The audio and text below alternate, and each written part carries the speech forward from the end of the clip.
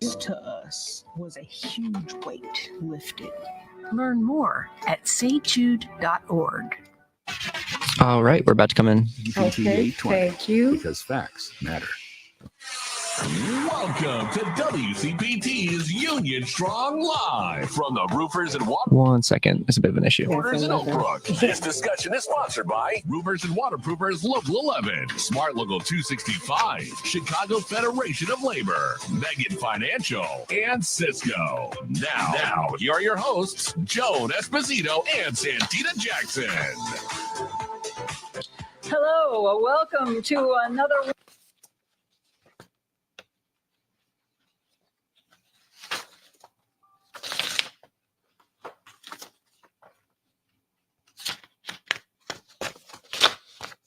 We'll be up in a minute, everybody.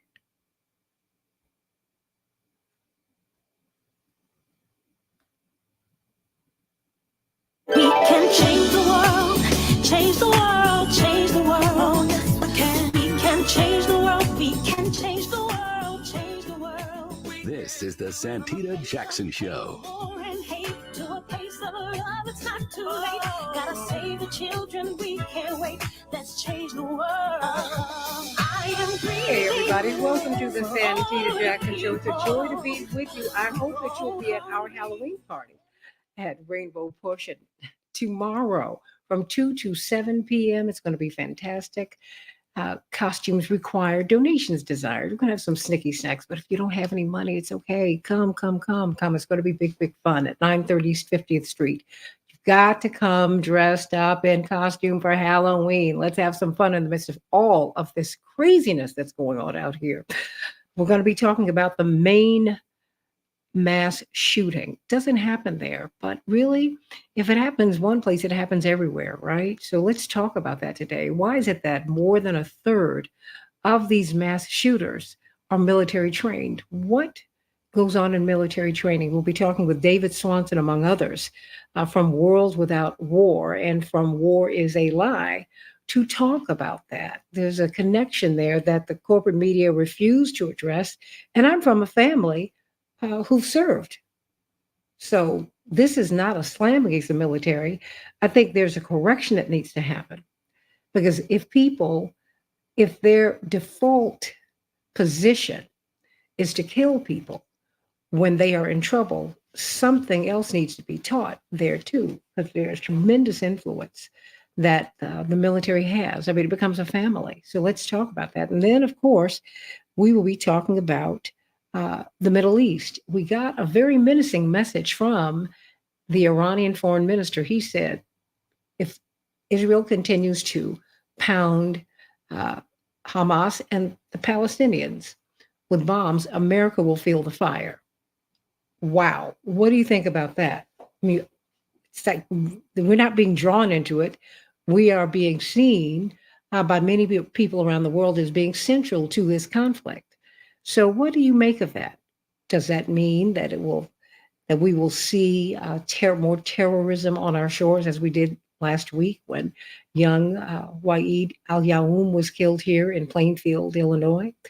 Will we see more of that? Will it become even more deadly, even though you can't get any more deadly than stabbing a 6-year-old child 26 times with a military knife? Good grief.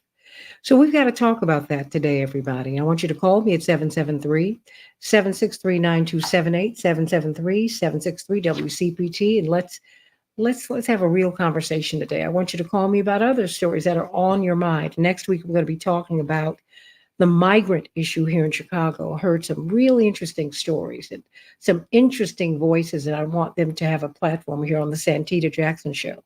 There's a lot of pain out here. A lot of people feel looked over, and they have been. African-American community, absolutely. And we need to talk about that. But we also need to talk about a way forward, because I don't want to take from others. I want to give to everyone. The fact is, Americans don't receive the support that they need, that they deserve. And we need to stop being pitted against each other, scrambling for crumbs on the ground while you've got more billionaires and billionaires contract to become trillionaires. We've never been in this position before. So let's talk about that. But right now, let's talk about the Iranian foreign minister who said, hey, if Israel continues to pound Hamas and the Palestinians, America, you're going to feel it. Let's talk about that. And let's talk about what's happening in Maine. In Maine, so many people in Maine say this is not supposed to happen here. It never happens here. They don't even have 30 murders a year. It's a state of about 1.3 million people. Very peaceful, quiet state. But it's an American state. Remember that. Remember that. Let's get to some of these headlines, everybody. A manhunt is ongoing in Maine for the accused killer of 18 people, Robert Card, 40, Army reservist. People are searching for him. They thought they'd found him yesterday, but actually we don't know because he is trained to live outside. He is trained to be on water. He is highly, highly skilled and trained, everybody. They say he is armed and dangerous, and residents of Lewiston and nearby towns, some well armed themselves, are sheltering in place. Representative Jared Golden, interestingly, a Maine Democrat, dropped his opposition to an assault weapons ban following the shooting, saying that he had failed his state, bless his heart, and that he was switching his position. The U.S. carried out airstrikes on 2 Iran-linked sites in Syria. 21 U.S. service members have been injured in repeated attacks by Iran-affiliated groups in Syria and Iraq since the outbreak of Israel-Gaza war this month. Remember, to the east you have Syria, and just to the north you have Lebanon. So this place is a tinderbox, this part of the world. At least 27 people are dead after Hurricane Otis hit Mexico's Pacific coast. The hurricane battered the city of Acapulco as a Category 5 on Wednesday. That Pacific coast has never seen a Category 5 hurricane ever. Georgia's voting maps were struck down by a federal judge. They're unfair to Black voters, according to the judge. The maps, which were redrawn by Republican lawmakers in 2021, must be redone before the 2024 election. Judges are weighing the legality of congressional maps in about a dozen states. The rulings could play a pivotal role in determining the balance of power in Congress and, of course, who becomes president. Charlottesville statue of Confederate General Robert E. Lee was melted down. It had been a rallying point for white nationalists in Charlottesville, where it once stood. In 2017, it prompted the deadly Unite the Right rally against its removal. The statue was secretly cut into fragments and dropped into a furnace last week. It remains to be turned into a new piece of public artwork in Charlottesville. What do you think about that, everybody? What do you think about that? In Chicago, we're going to have a high of 70 degrees today. It's going to be quite warm, but there will be showers. 38 degrees in Minneapolis, St. Paul. It will be cloudy. In the NFL, the Bills 24, the Buccaneers 18. In the NBA, the Raptors will be playing the Bulls tonight, and tomorrow the Heat will be playing the Timberwolves. And tonight the World Series begins, everybody. The Diamondbacks versus the Rangers. I wanted to come to you today. Reverend Tisha Williams cannot be with us today. And I said, well, you know what? Instead of reaching out to someone else, let me share this with you, the good news. In this time of war, in this time of violence, a lot of people are feeling all kinds of ways. We say we're deeply religious, and the Bible tells us, thou shalt not kill, and yet we're willing to kill. Thou shalt not lie, but in war we're willing to lie. We are willing to break all of those commandments because we have to adjust to the world, right? Well, Matthew 5:9 tells us that blessed are the peacemakers in something called the Beatitudes. The Beatitudes are Jesus's words of comfort to us, to the people who are meek, the people who are kind in spirit, the people who the world rains scorn upon, but who are lifted up in heaven. He speaks to these people and he gives those who've been mistreated by the world because they are so kind. He gives them comfort. He gives them love. He says you need to stubbornly hold on to that which is God because you're going to be blessed, not only in this life, but in the next and into eternity. In times of challenge, whether they're personal challenges or societal challenges, we turn away from God. And I see so many of us doing that now with justifying murder. We don't want justice, we want revenge. Is that right, though? Is that right? All this because it's the way of the world, as the Earth, Wind, and Fire told us many, many years ago. And Bobby Womack even said, I can understand it. Oh, baby, I can understand it. But God tells us not to be conformed to this world. You need to be transformed by renewing of your mind. You need to look at the world another way. You need to be a new person, a new creature in Christ, in God, in Allah, whatever your faith system is, in that which is good. You need to be different. The Lord's Prayer is true. It is not a lie. God can do anything but lie. Thy will be done on earth as it is in heaven. We can create a heavenly space right here if we choose to do it. We're but a thought away. We don't have to have war. We don't have to have poverty. We don't have to have hunger. We don't have to have want. There's enough on earth for everybody to have their needs not just met, but satisfied. But you got a few greedy people, and the rest of us don't believe that we deserve. So we've got to change our thinking. Got to change our thinking. Remember, blessed is the peacemaker. You remember Gandhi and you celebrate him. You don't celebrate the British Empire. Reverend Dr. Martin Luther King has been exalted, not J. Edgar Hoover, and all of those who arrayed themselves and allied themselves against him and killed him. And Jesus, and not the corrupt government that he fought. Jesus is remembered. And you can go down through history.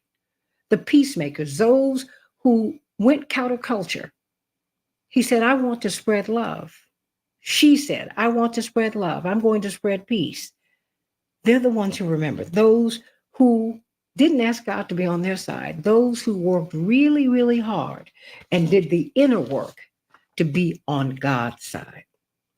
Blessed are the peacemakers and all who stand against evil in this world. Blessed are those who stand up for God. Blessed, blessed, blessed. They and their names and the names of their children's children shall live forever if they abide by God's law, which is to be a peacemaker. And it's hard. It's hard to turn the other cheek. It's hard to forgive. It's hard to not seek vengeance. I have it in me. I get it, but I know when my better angels take over, when God takes over, I say, you know what? I'm going to leave it to you because God, you did tell me that vengeance is yours. It's not mine. And trust and believe, my brothers and sisters, whether you believe in God or not, trust me, the universe has a way of working it all out. And my uncle, St. Clair Booker, said to me, baby, don't worry about it. Without lifting a finger, God will make it right. Without lifting a finger. Blessed is the peacemaker. Blessed is the peacemaker. You be a peacemaker today. You be a peacemaker in your personal life. You be a peacemaker in this world. Be a peacemaker. Hold on to God and do it God's way. Not my way. I love Frank Sinatra. Love him, I really do. And I love that song. But I want to do it God's way. And those are the words of the good news. And I hope that they've given you some comfort today. So call me at 773-763-9278, 773-763-WCPT. I see we've got Dr. Shanina Knighton at the airport today. She's got some background noise, but I don't care. I love you, girl. How you doing? Do we have her? Can you hear me? Oh, I can hear you. Of course. How are you? Awesome. I'm doing pretty good. Yep. So on travel today, and it's interesting because I'm just going to, I guess, walk our audience through my experience because it's going to be a lot of traveling going on during the holiday season. And I know we've talked about this plenty of times before, but I just figured I would walk them through in regards to the many touch points that you come in contact with when you are coming through the airport. Just keep in mind that it's smart for you to either have your ticket on your phone or to punch your ticket before coming to the airport, just to avoid touching the kiosk, which can be contaminated. We have to understand that electronics just within themselves, so the screens have what we call an oleic coating on them, which makes it very hard for someone to spray it down as an electronic and wipe it off.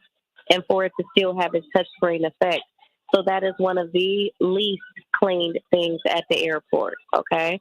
On top of that being one of the least clean things, I just want to remind others as well that when you are going through to the pre-check line or going through TSA, reminders that when you hand them your ID, they have touched a lot of other IDs.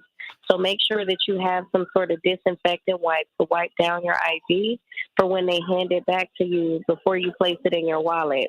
We know that germs live on plastic, so germs can live on your credit cards, they can live on your IDs, and we know that they're actually 9 to 10 times dirtier than a toilet seat.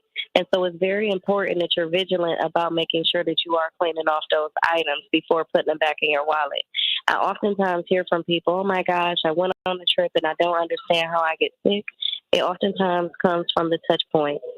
Also, as well, when you are getting on a plane, make sure that you're still spacing yourself from others. Remember that when you are going inside of the actual hallway to go through to the airport, standing in a line full of people in a congested area means that if someone coughs, then those droplets can easily spread. So make sure that you are keeping distance between you and another person. Would you still advise wearing a mask now on the plane? I do, but what I advise about it is at least until takeoff, even if you decide that you don't want it on the whole time.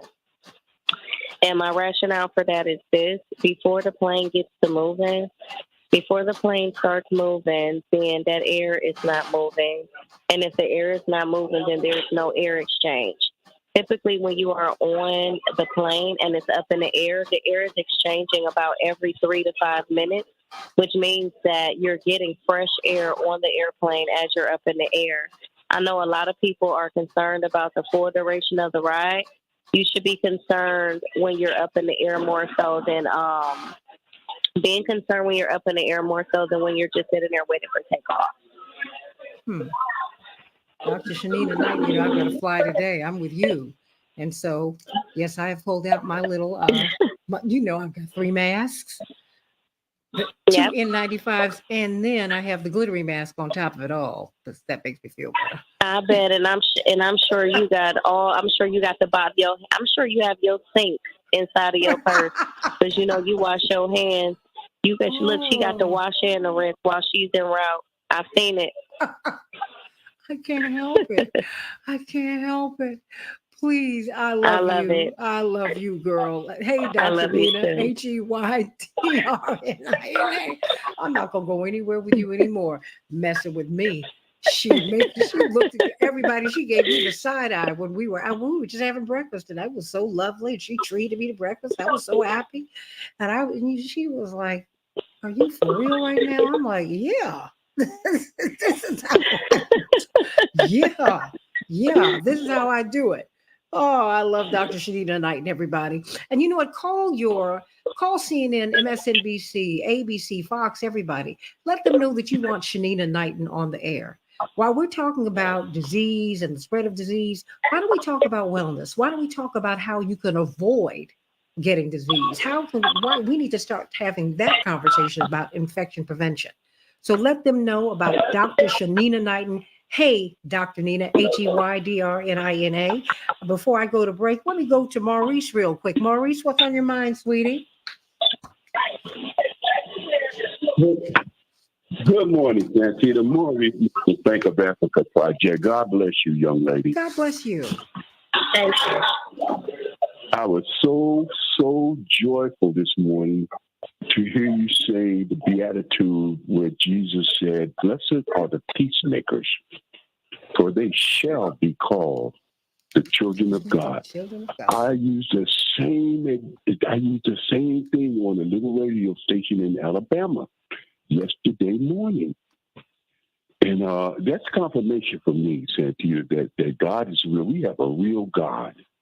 And while we're trying to figure this stuff out, He's already worked it out. So what? Come on, girl, with that gospel. Come on now. What? Yes, Lord. Come on now. Lord. Wait a minute. See, my religion drives my politics. My politics is not conformed to my religion. My religion makes me want to fight for people to end poverty, to end war, to end suffering. My teachings tell me that no, we need to make peace. And I've watched my father do it. I've watched Reverend Dr. Martin Luther King do it. I've watched some people really, I've watched Jimmy Carter For do decades, it. for decades, I've yes. watched them do it, and it can be done if that is your Practice intention. it, yes. Mm-hmm. Maurice, I got the last 10 seconds. They belong to you. What we're going to have to do is trust God, thank Black, and take Africa back. I love you, Santita. I love you. Take it back under justice with liberty for all and with God. Righteousness' sake.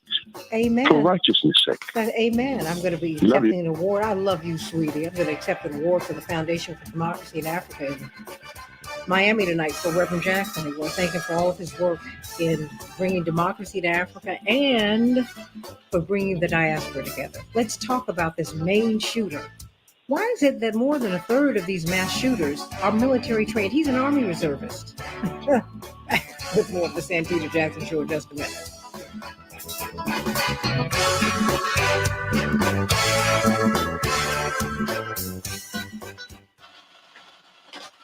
Hey. Shanina, you going, honey? Nope, I'm still here, Santita. Okay, you know it's always now you know I want if I could put on that plastic suit that Naomi Campbell had. Now you know I do that. I bet you would, but I'm gonna tell you about that. Listen, look, you know my running joke is about that is I watch her contaminate everything, right? I watch her contaminate everything. I'm for real. Look, she put them gloves on, and I watch her use the same wipe, and she wipes everything. I said she don't know that she done cleaned up and contaminated everything all over again. Bless her heart. She meant well, but the road was paved with good intentions. She did. It's like, hey, look how they would say I was clutching my pearls. I was clutching my pearls. I said, oh my gosh. I said she is contaminating everything all over again and don't even know it. And I knew her intentions was well, but I was like, oh, that's not gonna be good. Yeah. Bless her heart. And I ain't gonna lie, we should actually. If you told her that, she probably would have beat you down. She probably would, but she would know it would be for her own good, so I wouldn't even be too concerned. Well, guess what? I don't think she'd get that lick in on you, so I ain't mad. But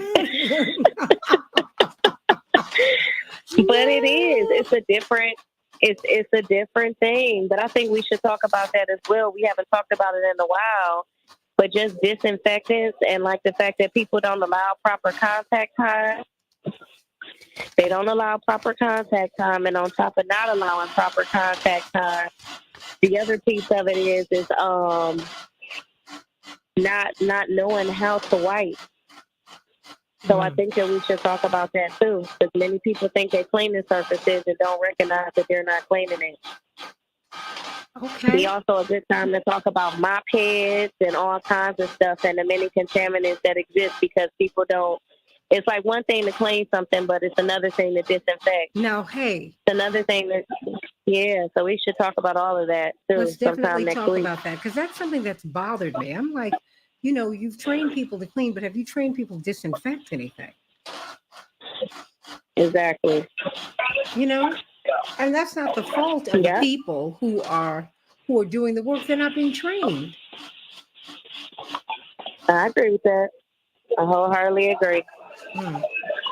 Wholeheartedly agree. So yeah. Okay. So yeah, that'd be fine.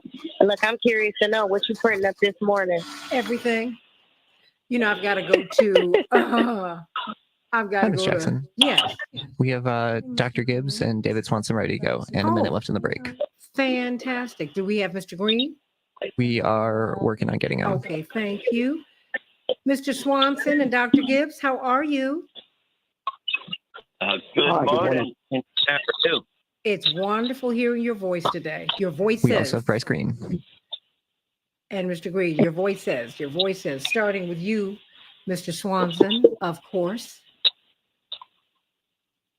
It's not that just every time I hear about a shooting, I think of you, but gee whiz, 30 seconds. this is so crazy and so predictable. That's what's so tragic. Indeed. That's what's so awful. Stand by, please.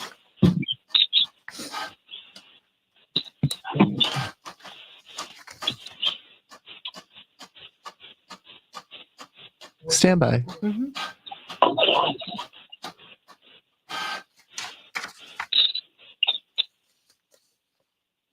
We can change the world, change the world, change the world. We can change the world, we can change the world, change the world. This is the Santita Jackson Show. War and hate to a place of love, it's not too late. Gotta save the children, we can't wait. Let's change the world. I am green. Hey, everybody. Welcome back to the Santita Jackson Show. Let's talk about what's happening in Maine, this mass shooting. Many people in Maine, God bless them, understandably, they're shocked. You're listening to the Santita Jackson Show on WCPT 820, the nation's largest progressive talk radio station, and AM 950 Radio, the voice of progressive Minnesota. I want you to call us at 773-763-9278, 773-763-WCPT. There's a manhunt that is ongoing for Robert Card, 40 years of age, Army reservist, tactical expert, trained people to use guns. He said he had a little lapse in his mental health last year, but really is it as simple as that? Psychologists and psychiatrists will tell you that the violent persons are the sane persons. They are not the people who are struggling with mental health. People who are mentally ill hurt themselves. People who are evil and unkind hurt others. We need to look at all of this and really examine who this man is and who people like him are. More than a third of them have been military trained. We're talking with Dr. David Gibbs, brilliant historian from the University of Arizona, Bryce Green, brilliant academician, and of course, he is a graduate student and a writer for the Fairness and Accuracy in Reporting. We want to start with David Swanson, man for whom I have so much admiration. And you have told us that war is a lie, that the world can be without war. You're the executive director of World Beyond War. And of course, you've written the book, Rage Against the War Machine. Is there a connection between war, because we're watching this growing war, I'm not going to even call it a conflict, it's a war in the Middle East, that the foreign minister of Iran said, well, if this continues, America, you're going to feel this too. Wow.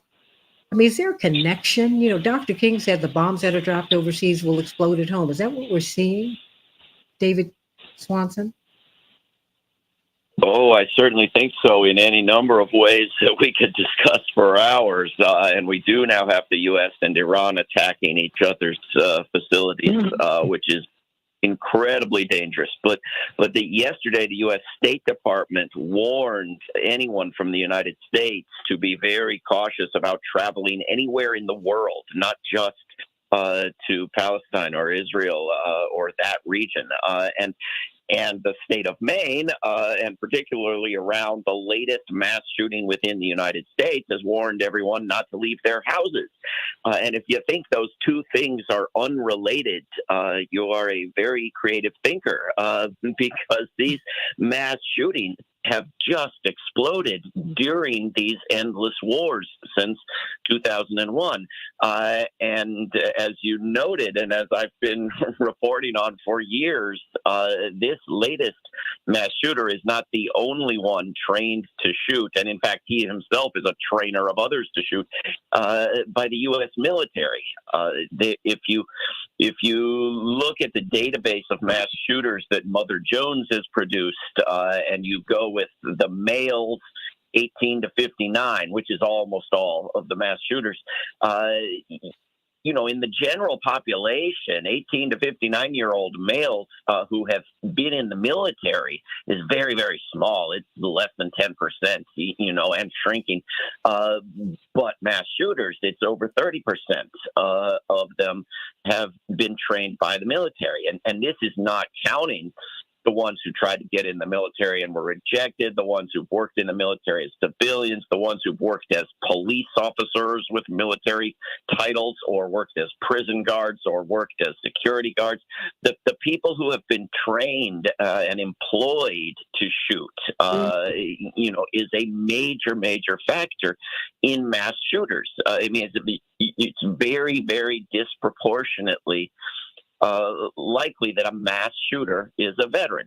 Of course, we have to point out the obvious fact that this is a tiny group of people, and almost every veteran is not a mass shooter.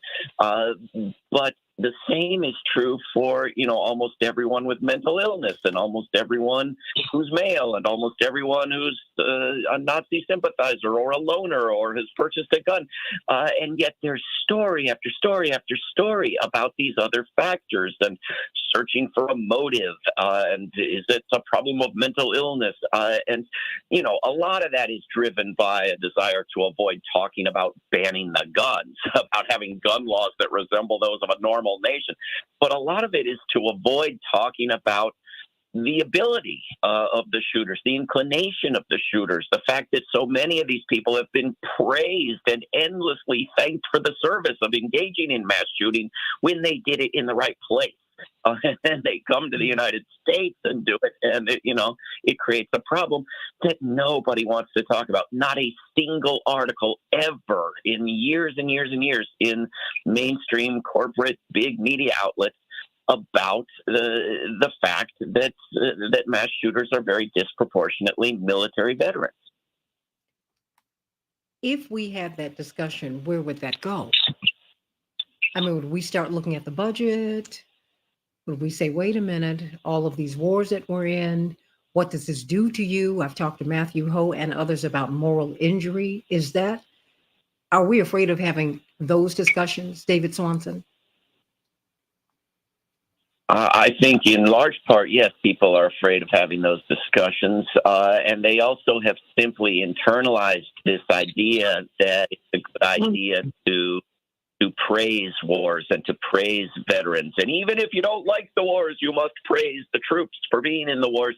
And so it's just a reflexive, it's very hard for me to find out if these mass shooters are veterans. I suspect it's a higher percentage than I know because there aren't any reports on it. And I think journalists just, without having to even be told by an editor, know that you don't mention that someone bad is a veteran. It would be irrelevant. It would be unkind. It would be impolite, inappropriate. You say good things about veterans, not bad things about veterans. Even if you hate the wars, even if you wish they'd never been sent to the wars, even if you know they're suffering because they did such evil things in these evil wars, you don't say something bad about them. So when you're doing a profile of a mass shooter, you don't mention the obviously relevant fact that he's been trained and employed in an institution dedicated to mass shootings, because it wouldn't be appropriate.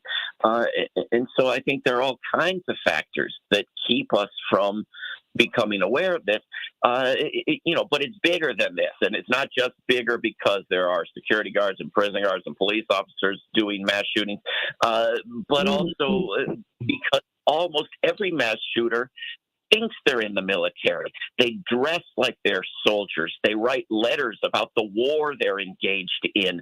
It would be very hard to find a mass shooter, whether they're a military veteran or not, who doesn't think of themselves as actively participating in a war.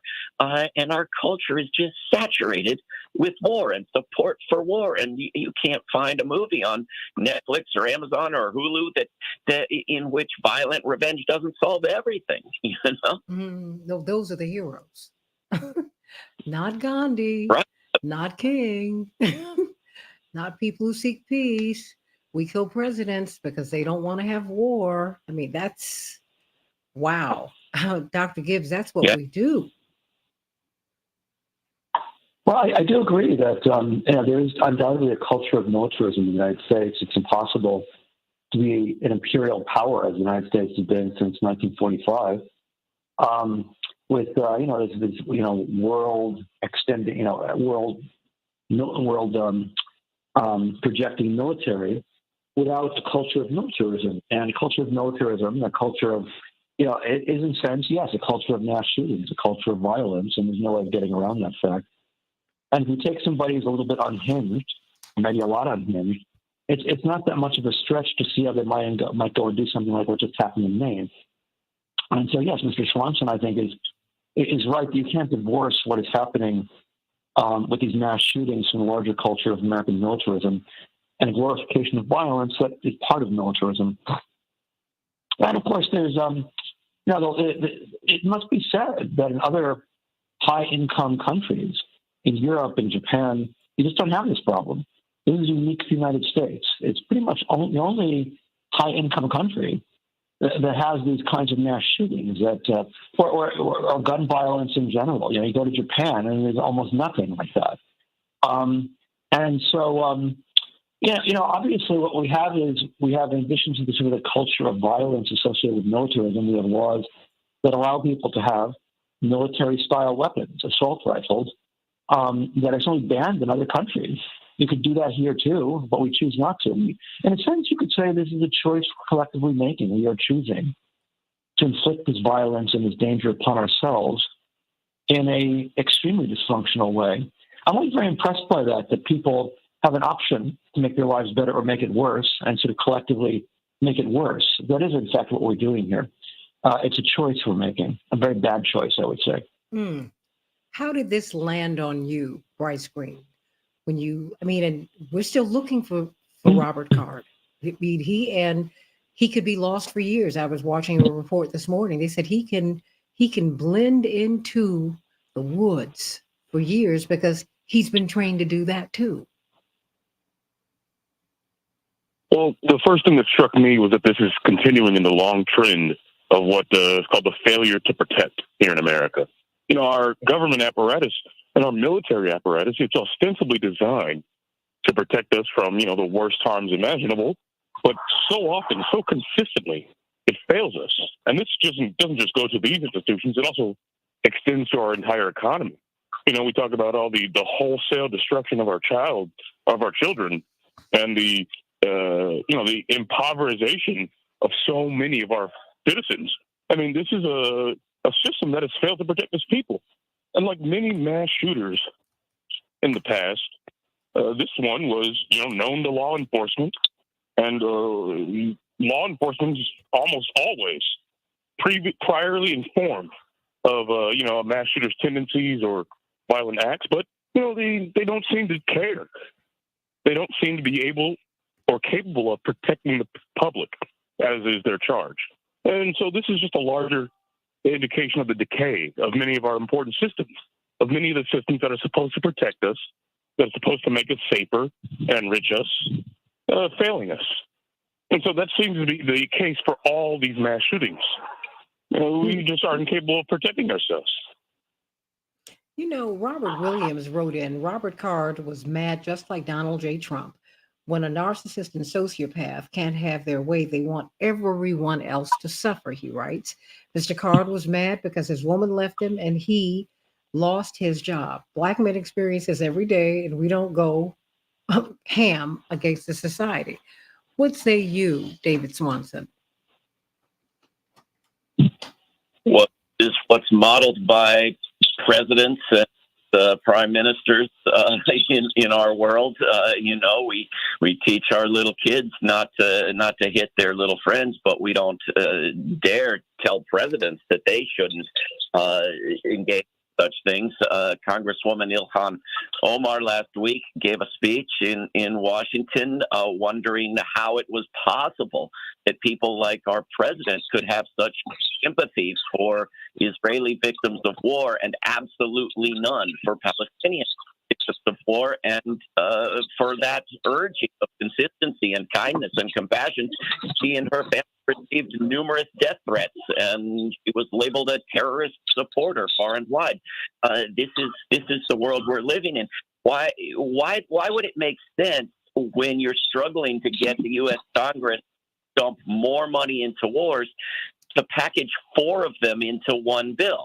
The package and Israel and it's not a war yet, but they're working on it. Taiwan, and it might as well be a war if you've got a television. The border of Mexico. Put all four of those into one bill, because the norm is supporting war. The normal thing is to support war, and somebody who can find the nerve and the decency to oppose one war in the U.S. Congress is, a needle in a haystack. But somebody who's going to oppose four of them on the same day, you got to be kidding. It ought to be the reverse. The norm ought to be opposing mass murder, so that piling them up in a list would make it more difficult to get it through. But oh no, that's not the case. It's, when you've got the military editing Hollywood movies, when you've got the military producing video games, when you've got the military paying sports leagues to celebrate them before the games, when you can put up ads in the metro stations in Washington, D.C., selling jets as if Metro is going to buy those things, but you can't put up end war, make peace, because that's political, right? I worked for World Beyond War. We're a global peace organization. Recently, speaking with the government of Canada, they said we can't be a nonprofit charity organization Canada because we oppose war, and you have to tell both sides. If we would oppose war and cheer for war, that would be all right. Or if we oppose something bad like slavery, rape, or child abuse, that'd be okay. But you can't go around opposing war. That's not normal, right? War has been absolutely normalized and accepted as just the air we breathe. Why did Starbucks say it would be taking a position not to have a Starbucks coffee shop at the Guantanamo torture base? Because it's just absolutely normalized, and we have to question that and change that. Call us at 773-763-9278. And Jean Hampton said she had no idea that at least more than a third, 36%, according to the data that you've been able to collate, David Swanson, these shooters, and this data is a couple of years old, these mass shooters, they're military trained. And if they certainly are military ambitious. They come in their camouflage with their flak jackets and all this other stuff on. There's something, Dr. Gibbs, that's way off here. And we need to have this conversation, because the whole, effectively, the state of Maine is under lockdown this morning. The state. It's only 1.3 million people. Well, I get a lot of military personnel in my classes, and I become very. I've gotten to know a little bit of the culture just through my students, and very, very, very few of them really share a kind of militaristic attitude. A lot of them are very critical of it, but they are steeped in the use of firearms, and the ones I see are normal people, but no doubt there's always going to be a certain percentage of them who have emotional problems. The typical profile, of course, of a mass shooter, I assume it probably applies to this man, is a male who lost his job, is maybe unsuccessful with women, socially isolated, and you throw that in military training, and you get mayhem. I suspect that's very likely what happened in Maine just now. This is. This is a basic problem here, that you do have a militaristic culture, and again, it's not a useful thing to make a blanket accusation against all people in the military. That would be grossly unfair, but it's very much part of our country. I would say it's something of a collective responsibility that we're an imperial power with a culture that values military power. There's something else too, which is that. The whole idea of the military is security of the American public, to protect us. It does exactly the opposite, of course. Hundreds of U.S. bases overseas provoke wars. I mean, that's one of the reasons you had the 9/11 terrorist attack, because U.S. bases overseas. The expansion of NATO, as I've said many, many times, that's the reason we're having a war now in Ukraine. And so we're seeing also this has the effect of also producing violence within America's borders. It's not only overseas the threats are occurring to American security, but the U.S. military and the U.S. military culture is producing insecurity within our own borders by sort of producing people like this Mr. Card, the mass shooter in Maine. And so that's one of the prices we pay. You could say that what the United States is doing here is it's favoring power over security. We could have security or we could have power, and we choose power. And we simply dismiss the damage it's doing to our security. So again, this is a choice we're taking. David Swanson, before you leave, what do you want us to know as we look at this? I mean, we'll be riveted by this story for at least for a few more days, but in time we will be fatigued and we will go on. But the people of Maine are still living with someone, with Robert Card. They don't know where he is. And somehow or another, loosely, very quietly, they'll be able to go about their lives. But can they really? Do you think this will change them? Well, of course, it will change them. They will never get over it. It will give them a teeny little itsy bitsy fraction of an idea of what it's like to live in a place like Gaza that is absolutely devastated by war. And I think it's worth remembering that, yes, of course, for God's sake, almost every veteran is not a mass shooter. It's a tiny number of people. But almost everybody hearing voices in their head is not a mass shooter. Almost every man, every gun purchaser, every Nazi sympathizing right-wing nut is not a mass shooter. But we know that, as Dr. Gibbs just said, it's the United States that has this problem, and we know what's different about the United States. The United States is militarized. The United States always has a half dozen wars going abroad and thinks they stay abroad and don't come home. The United States has gun laws that allow anybody to go buy any kind of a gun or to take their gun from the armory, as the case might be. And these are things that can be changed. You can stop creating so many veterans. You can stop training so many people how to shoot. You can stop having the military train kids in high schools and middle schools. You can stop allowing the guns to proliferate. So, you know, there are things that quite easily be done. You can take the guns off the streets. You can take the gun training off the street. You can take the gun use ideology out of everyone's heads by demilitarizing, by ceasing to train so many people in the worst horrible thing that they could ever be involved in. Break them for it, as long as they're killing the right people far away. You know, we've got to put an end to this, and we can't do it unless we start talking about it and people speak of the fact that so many mass shooters have been trained with our tax dollars in how to do mass shootings.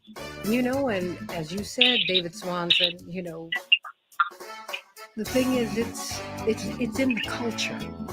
You've got to look at that. Dr. King, many years said of Vietnam, the bombs we drop overseas will be exploding at home. And now you have the foreign minister of Iran who said that the U.S. will not be spared from fire, as he put it, if Israel keeps up the Gaza genocide, which our president just denied, by the way. You can't make this stuff up. David Swanson, it's a joy to be with you, and I can't wait to have you back. Because we need to change. We need to change the framework of this conversation. We really do. You've got to. It doesn't mean that you are against the military. I support the military. I do. I support the persons in it. Their objectives? No, I don't support imperialism. And I think that we need more Muhammad Ali's who examine the wars that we are asked to fight, and who say yeah or nay. I support it or I don't. That needs to happen. We cannot continue to be unconscious. We must be conscious and we must be conscientious. Let's talk about what the foreign minister of Iran said, that America will not be spared from the fire if the attacks upon the people of Gaza continue by Israel. Wow. What does that mean, everybody? Are we being pulled into this conflict? We're already fighting Hezbollah. You can't make this stuff up. It just doesn't stop. Back with more of the Santita Jackson Show in just a few minutes tomorrow. In the midst of all of this, the Halloween party at Rainbow Push from 2 to 7 p.m. at 930 East 50th Street. Come on out. Costumes required. Donations desired. You know, some snicky snacks. It's going to be fun. Can't wait to see you there. Back in just a minute.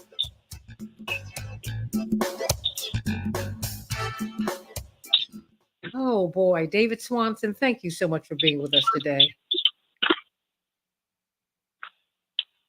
Oh, I think he might have left already. Well, Bryce and I'm sorry, I'm trying to pull something down at the same time. Dr. Gibbs and Bryce, how are you today? Doing all right. Well, doing thank all you. right. Just walking to class. Oh, bless your heart. Well, let me know how long you can stay. And Okay, I got about 15 minutes before I'll let I you. meet up at this meeting. Yes. I can be here for about a half. I can be here for about a half an hour, Santita. Okay, fantastic. And Miss let Jackson. me send you this number. Perfect. Thank you. That's just exactly what I was going to ask. Okay. Just a moment.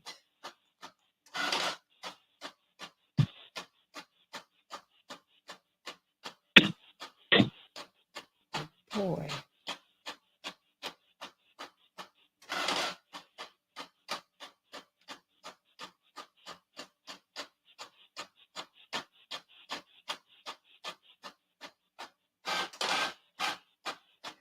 Okay, you got it.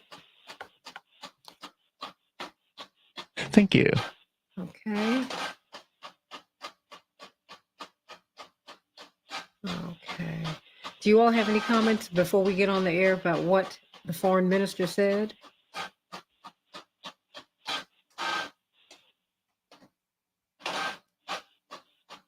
Hello? Are you guys there? Hello. Yes. Yeah. Well, He yes, was yes. right. I mean, the U.S. isn't going to be unaffected by whatever Iran tries to do, if they try to do anything, which is not guaranteed given their their general prudence about a lot of their foreign policy. But if Israel continues on its course, Lebanon will likely get involved, Hezbollah, and Iran might get involved if the U.S. starts attacking Hezbollah. So there's definitely a conflagration looming if the U.S. doesn't use its power to stop what Israel's doing. Hi, Miss Jackson. Yes. We have Dr. Erie and Attorney Fancher ready to go. Okay. Attorney Fancher and Reverend Dr. Yuri, you're joining Bryce Green and Dr. David Gibbs. You all have been together before. Good morning. Good morning. Good morning. Oh, you all can speak amongst yourselves. I am trying to do something right now. Okay. But we're talking about this U.S. consequences for continuing this assault upon Gaza, Israel's assault upon Gaza. I mean, I just think hubris is a really dangerous thing. And that's what we've got. Now you've got Biden who's denying what the health ministry of what Hamas said, in terms of the casualties. I said, does this man have a 10-ear or what? And his approval ratings are already down again. Just unbelievable. So stand by, everybody.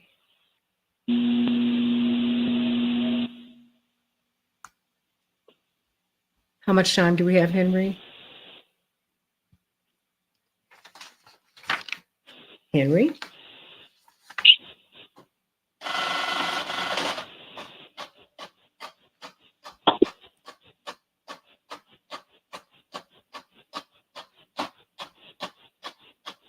Henry? Yes, what's up? How much time do we have? We have like 2.5 minutes. Okay, thank you. All right. Put that down.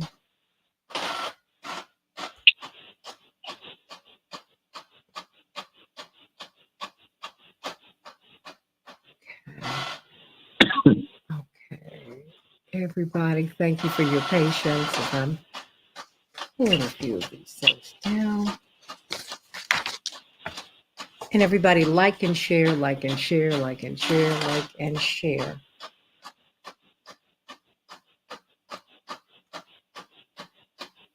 Okay.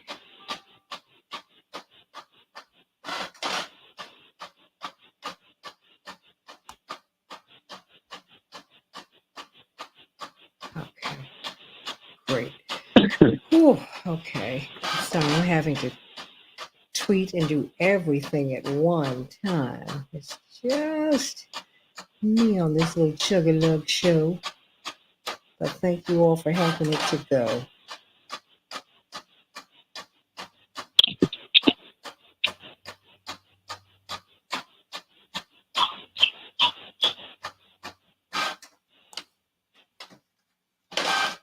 Back in a minute. Okay, thank you.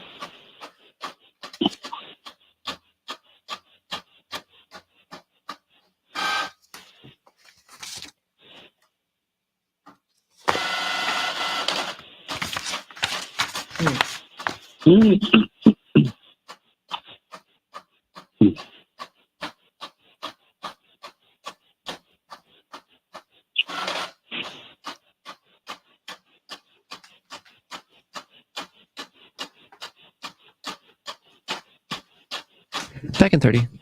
Thank you.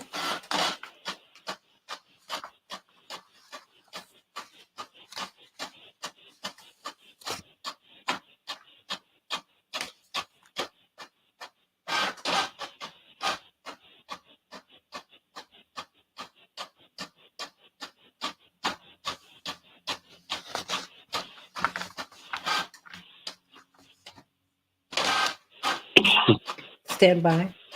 God bless you. Okay, coming up.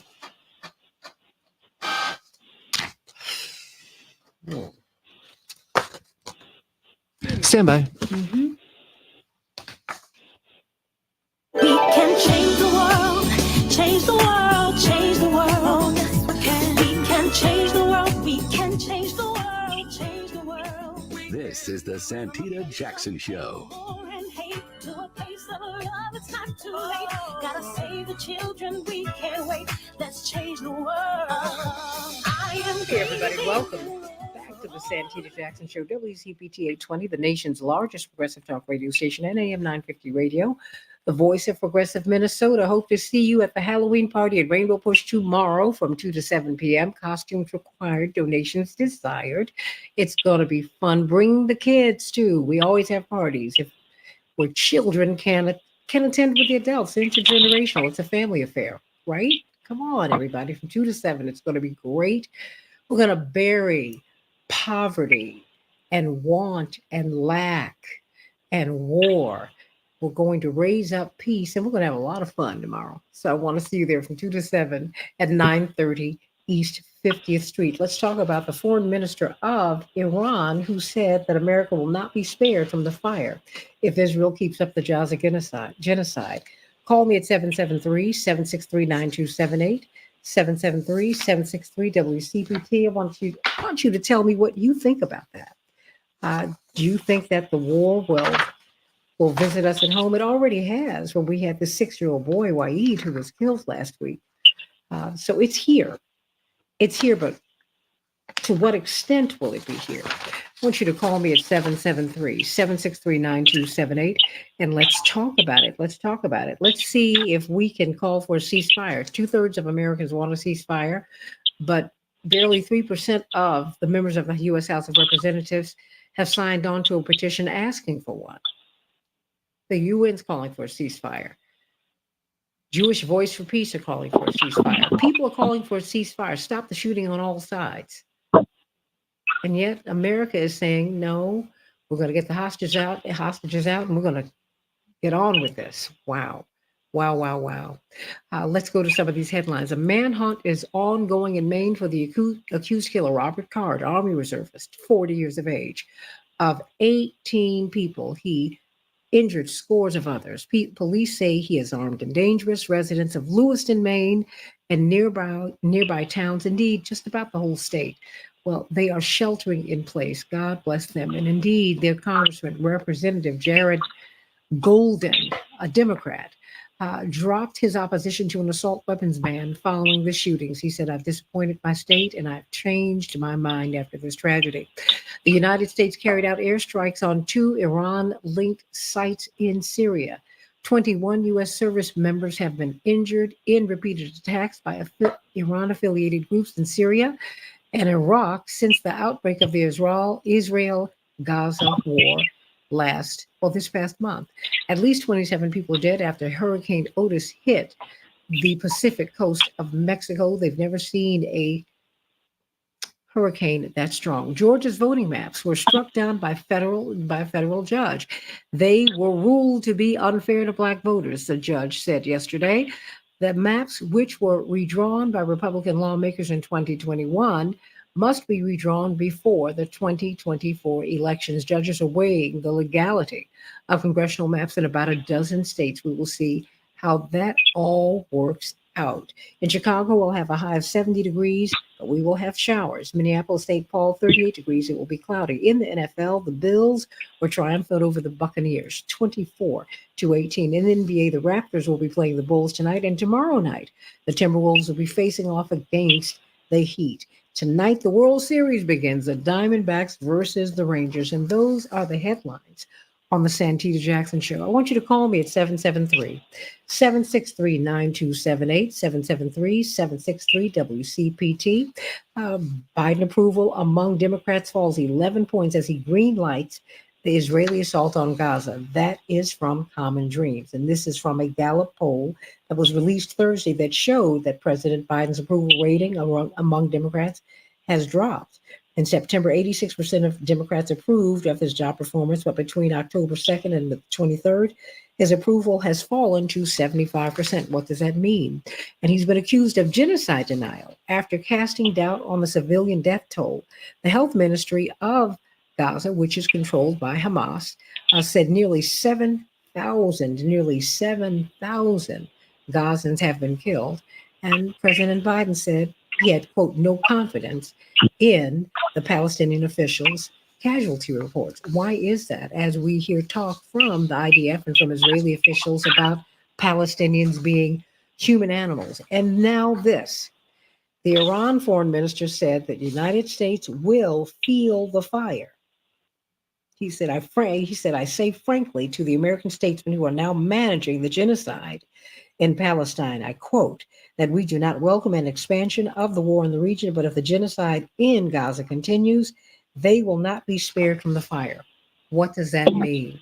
We've got Reverend Dr. Todd Yeary, National Leadership Team, Rainbow Push, and of course, senior pastor of the iconic Douglas Memorial Church in Baltimore, Maryland. And we've got Bryce Green, who's on his way to class, going to get your comment on that. Dr. David Gibbs, University of Arizona, and Mark Fancher, noted lawyer, civil libertarian, civil rights lawyer. Cannot wait to get the feedback of everyone. Bryce, before you go to class, what do you make of this pronouncement? Well, there's two things. One, it's Biden's denial, the death toll of the Palestinians in Gaza. It's just absolutely abhorrent. It would be like, denying, it's literal genocide denial. When you have the Israelis saying that we're going to cut off food, water, medicine, health equipment, and electricity to 2 million people who are trapped in what is effectively a concentration camp, and then you have them bombing that concentration camp, and then to have Biden say that, well, I don't believe the death count. It's beyond words. And in response to this, actually, the Palestinian Ministry of Health in Gaza, they released the names of 7,000 people who have been murdered by Israel, who've been bombed and shelled and crushed under their homes by Israel. No response, of course, from the Biden administration, but, the human rights organizations have repeatedly come out and said that even if this Ministry of Health is controlled largely by Hamas, that's only because Hamas is the only governing authority on the Strip with the ability to administrate something like that. And also, Human Rights Watch specifically said that there have been no times in the past where the numbers coming out of that ministry are wholly different than the numbers that they themselves come up with.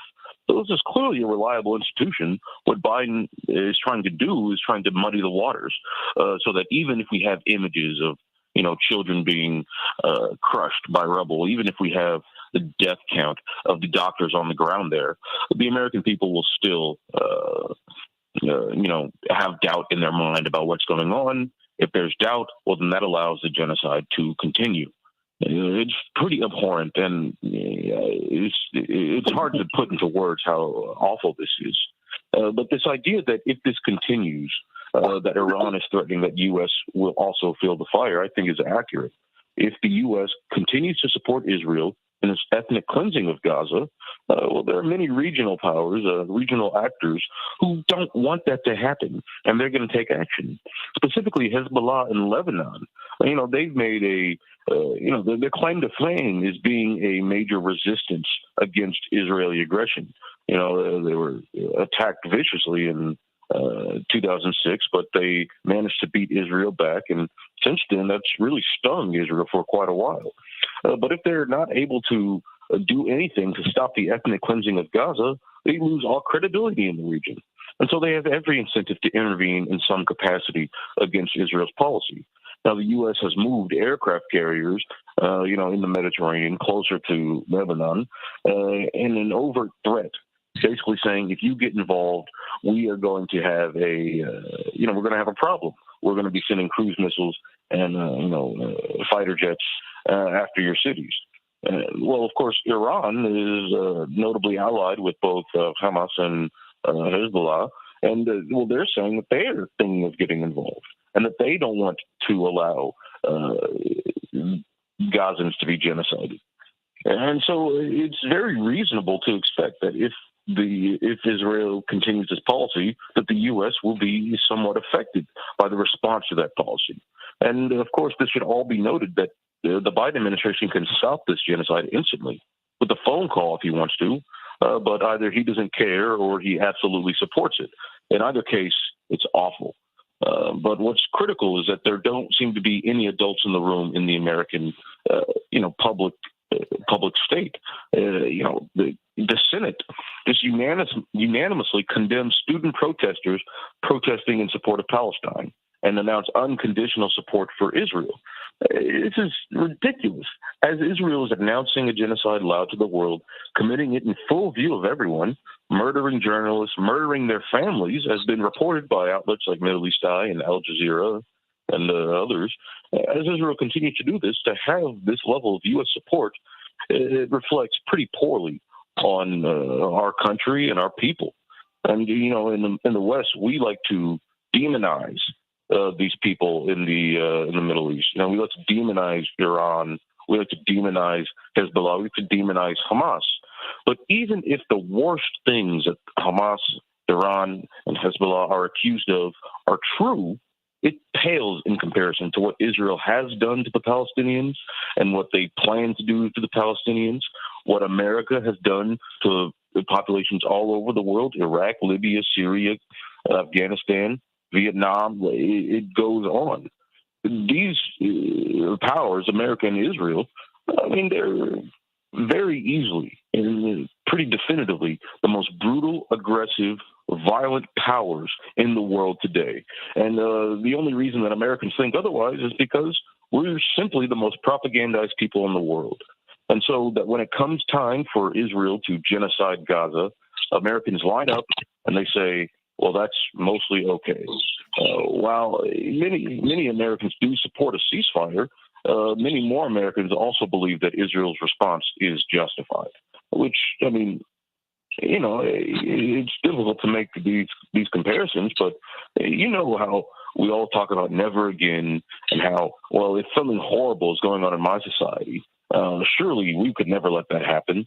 Surely, we'd stand up. Surely the Germans would have risen up against Nazi Germany. Surely, Pol Pot and his supporters would have been overthrown by, people on the ground. But no, what's really tragic about all this is the calmness and the coolness and the equanimity with which, serious people in the United States are simply sitting back and letting this all happen. Bryce Green, everybody, fairness and accuracy in reporting. Reverend Dr. Todd Urey, your thoughts? Well, there are a few of them. Good morning to you, Santita, to my colleagues. The understating and almost dismissing the loss of innocent lives, the putting pressure on the ability to provide health care. It is a sign of the deepest form of inhumane attitudes towards the Palestinians in the Gaza Strip. It's almost baffling, right? It's almost kind of hard to find words to describe it, because it seems to be as if in many other instances when there's been this, quote, humanitarian effort, there's been creative ways to figure out how to make sure essential resources made it where it needs to be. In other areas of conflict and hostility, here it just seems to be we're going to leave the masses of the people subject to this narrative that Hamas is so widespread, so deeply penetrated that you can't separate one from the other. I think it still goes back to conversations we've had previously. This insistence that there be a mass exodus from the north to the south, leaving land basically abandoned, makes it easier to come up with a narrative that we found this land, not that we use threats to be able to take the land. And so I think all of this kind of fits within a larger objective that is not publicly stated, but is publicly obvious, that this feels very much like not only is it punitive against innocent life, it's also a pretext for what will be, I think, a further land grab. And I think in all of this, whether it's the president's approval rating, he's got tough headwinds. Even if this issue were not on the board, this doesn't make it any more palatable for him going into 2024. And the more he has other issues commanding his attention, or he's focusing his attention on, as opposed to dealing with the issues back home, it's going to make it really, really tough, regardless of who's on the other side of the table as far as the nominee, to really be able to perform, because there's going to be so much disdain that you may see an apathy vote. Folks will just sit out as opposed to necessarily vote against. So this is, for lack of a better term, it's a dung show. I can't say the word because you have a dignified radio program, but it's a dung show gone mad, and the madness is growing every day. Mark Fancher, your thoughts? Well, the problem very often in these situations is that people consider them to be isolated and episodic, inexplicable, because these crazy, wild things happen. When actually, if you look at things within a historical context, you begin to get answers. You begin to understand how and why we get to the places where we are. And what we're dealing with, both in Gaza and and the conflict between the Palestinians and Israel, what we're dealing with in the conflict and the tensions between Iran and the U.S., is just a cycle of violence. And more often than not, the cycle of violence begins with Western imperialism. It just almost always does. And so when they do something that's violent or inhumane or illegal, then it triggers a reaction. And then they react to that, and they react to that. And so with respect to the U.S. and Iran, you go back as far as 1953. Iran at the time had a democratically elected prime minister named Mohammad Mossadegh. And Mossadegh decided that what he was going to do was to try and nationalize Iranian oil. The British did not like that. And so the British Secret Service, in collaboration with the Central Intelligence Agency from the United States, it initiated an operation that resulted in the overthrow of Mossadegh. And they put into power a brutal dictator named Mohammad Reza Pahlavi, who was generally known as the Shah of Iran. The people of Iran knew that. They knew that the CIA and the U.S. had been responsible for taking out their democratically elected leader and putting in place this dictator. And not only did they do that, but over the course of the next decades, the U.S. and the CIA propped up the Shah of Iran. Meanwhile, in Iran, the Shah was busy committing some of the worst atrocities, the worst human rights violations that you can imagine. Until finally, in the late 1970s, the Ayatollah Khomeini, who was a leader of the resistance to the Shah, who was in exile, was able to inspire a revolution that resulted in driving out the Shah of Iran. And in the course of all of this, a mass revolution, the U.S. was still demonizing Iran and Iranians. And at the same time, Iranians were somehow able to maintain an appreciation and an understanding for the distinction between the vicious acts of the U.S. government and the individuals who populated the United States of America. So after the Shah was driven out, students in Iran took over the U.S. embassy. And after they took over the U.S. embassy, they took U.S.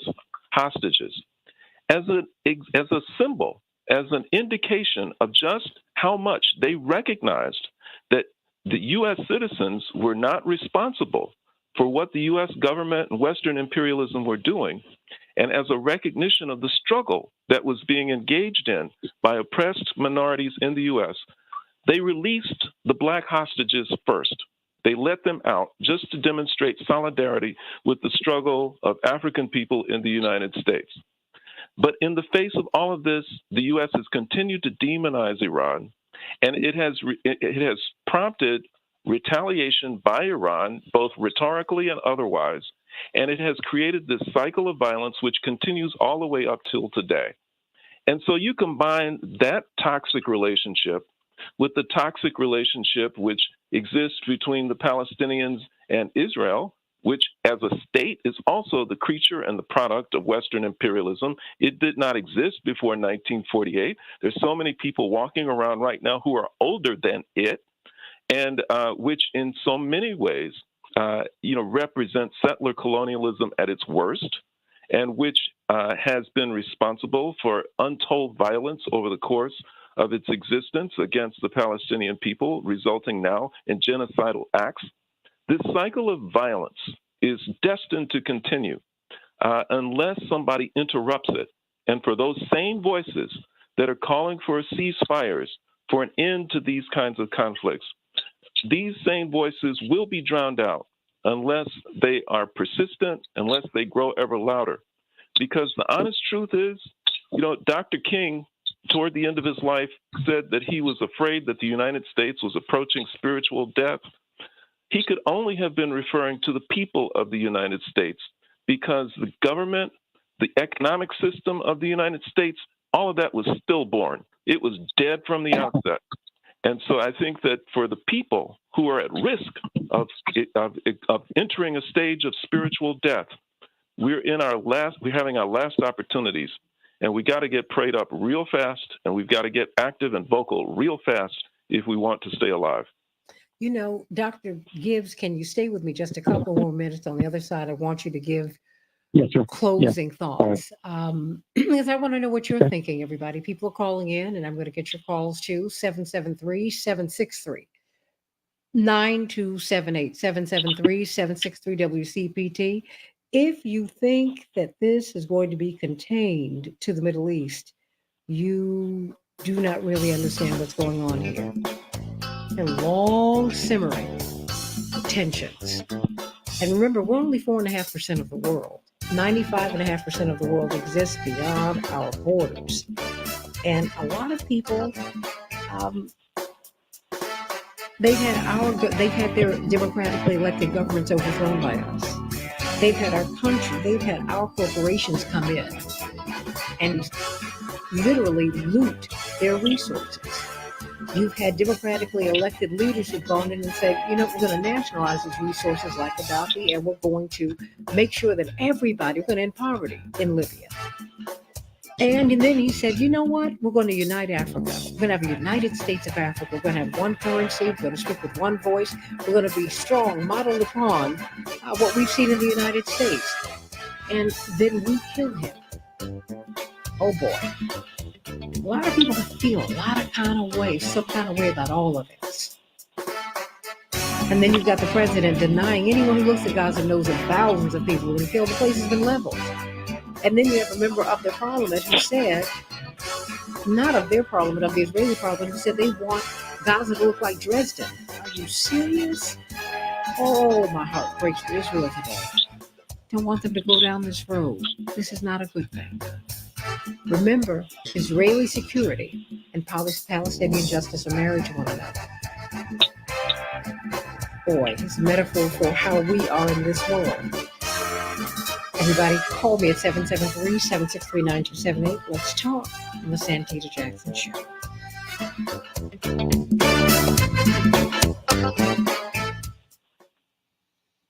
Well, you all can keep talking during the break, but wow, thank you. This is a lot. Does anyone have anything else to say during the break, or are we just going to be on mute? Are we just on mute, everybody? Okay, I'll say something. Is that I'm very afraid of this conflict, not only escalating but spinning out of control in a number of ways. I mean, people have already discussed the possibility of Iran becoming more directly involved. The Iranian foreign minister has strongly hinted at that, as you noted. Another possibility here is Russia. Russia has troops based in Syria. And there have been U.S. airstrikes in Syria on Iranian positions. Israel has already attacked the airports in Aleppo and Damascus. Most of these have been targeting Iranian assets, notably Hezbollah targets in Syria. Iran and Russia are essentially allies right now. And there's a possibility, I believe it's already happened, I've read some reports that Iranian planes have now been arriving at Russian air bases in Syria. Bottom line is that Russia could very easily become engaged in this. About 3 minutes. And I'm very fearful of that happening possibly by accident, if, let us say, a Russian base is hit or Russian soldiers are killed by U.S. or Israeli airstrikes. Another possibility, the U.S. might directly want to provoke Russia in Syria on account of the fact that the war in Ukraine is going very badly for the Ukrainians and the NATO and U.S. side, possibly irreversibly. It looks very much like Russia is set to win this conflict at some point in the future. And the United States might want to take revenge on Russia, not in Ukraine, but in Syria, and might want to actually try and drive them out militarily from Syria, provoking a direct U.S. war with Russia. I think that that's one way this could go, and I'm very fearful of that. So there are all sorts of extremely high risks for global security that emanate from the Gaza war. It's not at all confined to the Middle East. Do you think we understand that, though, Dr. Gibbs? I get Probably not. Yeah. From sea to shining sea, I think that's our blessing, but it's also our challenge. Because, in Europe, they have another sense of things because basically, if you just get in a car in Europe, you can drive if you keep on driving, you can get to Russia, you can get to China, you can get to the Middle East, you can get to Africa. You can just, Right. Here, no, you can't do that. And so, I mean, we are isolated. We're insulated, but we're also isolated. And I think isolated from reality. And that is what is frightening to me. And then... Well, Americans... Yeah. Oh, no, please go on. No, please. Well, one of the problems is it's often been said the United States really hasn't had a war in its territory since the Civil War. So there's no historical memory of what war is like on the ground. The Europeans, of course, had World War II, but there's hardly anybody around who remembers World War II. Mm-hmm. So the Europeans haven't really had an experience with war either, what it's like on the ground, what it's like for the people in Gaza, for example, or also for those in Israel, for that matter. And so I think this tendency to think war is glorious, war is moral, war is just, flows from the fact that I think back in 30, the dangers of war are not fully appreciated. And in a sense, that's regrettable. I mean, it'd be better, I think, if people did have more of a memory of what war is like. I think it would put more fear into them. Be more aware of the dangers of escalation. I think for many Americans, this is almost like, an overseas chess game or something like that, and couldn't possibly affect us. Stand by. Unfortunately, with nuclear weapons, that's an obsolete concept, and people tend to forget about that. We can change the world, change the world, change the world. We can change the world, we can change the world, change the world. This is the Santita Jackson Show. War and hate to a place of love, it's not too late. Gotta save the children, we can't wait. Let's change the world. Hey everybody, welcome to the Santita Jackson Show. In the midst of all of this pain, we are going to have a party tomorrow night. That's right. We're going to have a graveyard for poverty, a graveyard for war, a graveyard for lack, a graveyard for want, a graveyard for hunger. And we're going to have costumes. Costumes are required. Donations are desired. You're going to get some snicky snacks, and we're going to have a great time at Rainbow Push at 930 East 50th Street from 2 to 7. Bring your children. That's right. Those are the kind of parties we have. We have family parties. Grown folks have fun, and children have fun in the same room at the same time. Yes. That's how my parents always do parties, and I'm with that. So I hope to see you there from 2 to 7 tomorrow. Come on, get dressed up, and let's have some fun. All right. Dr. Gibbs, before you go. Yes. Where are we? I mean, I think that I wonder, I hope that we're paying attention to what the foreign minister from Iran has said. I don't think that's something that should be ignored. What do you say? Well, the Iranian foreign minister basically has issued what seems like a fairly direct threat against the United States, that if America's client, Israel, and of course Israel very much is an American client, a very close ally, and Israel keeps up its bombing campaign, killing vast numbers of civilians in Gaza, there was a threat basically of violence against the United States. It seemed like a fairly direct threat that Iran could become much more directly involved in this war. And of course, it's a credible threat. I mean, and we'll see what Iran does. But it's difficult for me to believe the foreign minister would make a statement like that unless he was willing to back it up with some kind of activity. Iran has long-range missiles that could hit Israel. They do not yet have nuclear weapons, but they're considered a threshold nuclear power that could develop nuclear weapons in a fairly short notice. And so this itself is very dangerous, an expansion of this war. I should add, if the United States wanted to go to war with Iran, I mean, of course, the U.S. could bomb Iran, but Iran has, I believe 70 million people. It's a sizable country. And the idea that the United States could basically occupy Iran would be a catastrophic event if the U.S. tried to do that. And as I said before during the break, Iran is effectively allied with Russia, and Russia has bases and personnel in Syria. There's a real possibility this could not only involve a U.S. war with Iran, but a direct U.S. war with Russia. And Russia has a lot of nuclear weapons. And so this is something that should be of great concern to anybody who's interested in international security. And by that, I mean security in any meaningful sense in terms of avoiding nuclear war. Because that is a possibility, or that is indeed where this could head. So what's next? I mean, because now we are fighting with Hezbollah. We are. Yes. I mean, there is. Well, I mean, Americans are trading gunfire in Syria right now. That's right. We are. Yes, and there have been U.S. airstrikes in Syria. I very much support the calls for a ceasefire. What we need here is a ceasefire in the Middle East, including in Gaza. Israel has no strategy in terms of overcoming the problems that led to the October 7th attacks. What they're doing is revenge, and revenge is not a strategy. Okay, it certainly isn't moral. And the U.S. could basically call it off at a moment's notice if it wanted to, because the United States doesn't just support Israel; it enables Israel. If the United States insisted Israel had to engage in a ceasefire, that very likely would happen within 24 hours. And so I think what we need now is public calls for a ceasefire. That's the first order of business that should be demanded. When you say we enable, but we don't support, but we enable, what do you mean? Well, the U.S. finances Israel.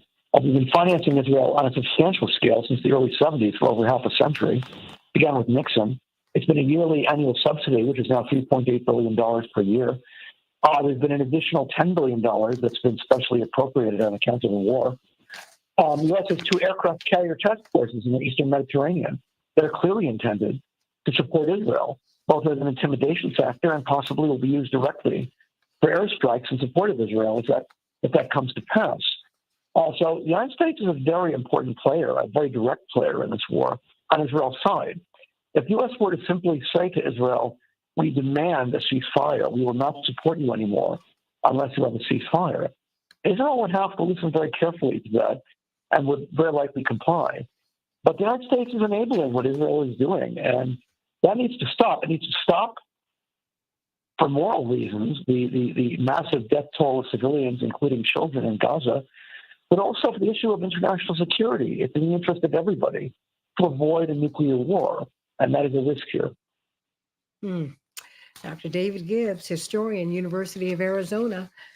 What are your thoughts, everybody? Thank you so much, Dr. Gibbs. Can't wait to be with you. Next weekend, I've got to have you back. I'm going to do that. I'm going to do that. Sounds good. Sounds good. All right. Thank you for having me. No, always a joy. I got to let him go to class. Let me go to some of these callers. Paul, what's on your mind? Paul? Good morning. Hey, sweetie. Good morning, what's on your mind?